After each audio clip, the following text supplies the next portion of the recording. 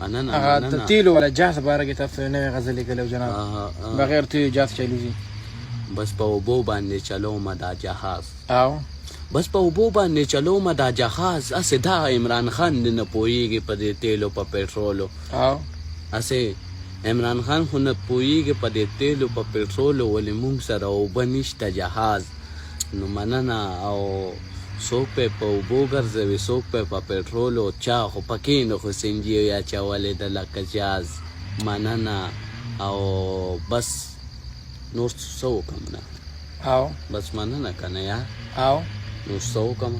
مننه دا جهاز زیله ورسوي که نه ایرپورټ دې ورسوي نو بس